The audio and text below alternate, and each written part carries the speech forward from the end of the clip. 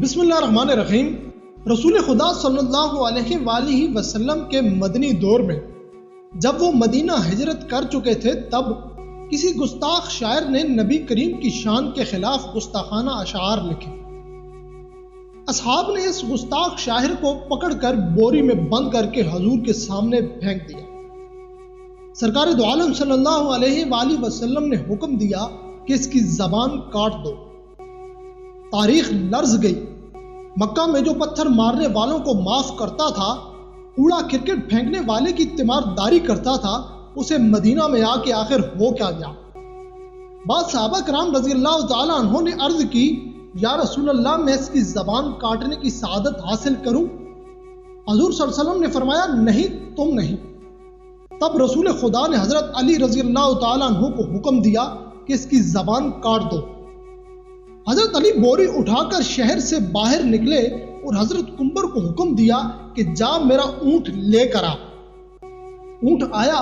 حضرت علی نے اونٹ کے پیروں سے رسی کھول دی اور شاعر کو بھی کھولا اور 2000 درہم اس کے ہاتھ میں دیے اور اس کو اونٹ پہ بٹھایا۔ پھر فرمایا، تم بھاگ جاؤ، ان کو میں دیکھ لوں گا۔ اب جو لوگ تماشا دیکھنے آئے تھے حیران رہ گئے کہ یا اللہ، حضرت علی نے تو رسول کی نافرمانی کی ہے، اور رسول خدا کے پاس شکایت لے کر پہنچ گئے۔ یا رسول اللہ، آپ نے کہا تھا زبان کاٹ دو۔ علی نے اس گستاخ شاعر کو 2000 درہم دیے اور آزاد کر دیا۔ حضور مسکرائے اور فرمایا، علی میری بات سمجھ گئے، افسوس ہے کہ تمہاری سمجھ میں نہیں آئی۔ وہ لوگ پریشان ہو کر یہ کہتے چل دیے کہ یہی تو کہا تھا کہ زبان کاٹ دو، علی نے تو نہیں کاٹی۔ اگلے دن صبح فجر کی نماز کو جب گئے تو کیا دیکھتے ہیں کہ وہ شاعر وضو کر رہا ہے۔ پھر وہ مسجد میں جا کر حضرت محمد صلی اللہ علیہ وآلہ وسلم کے پاؤں چومنے لگتا ہے۔ جیب سے ایک پرچہ نکال کر کہتا ہے، یا رسول اللہ، آپ کی شان میں نعت لکھ کر لایا ہوں۔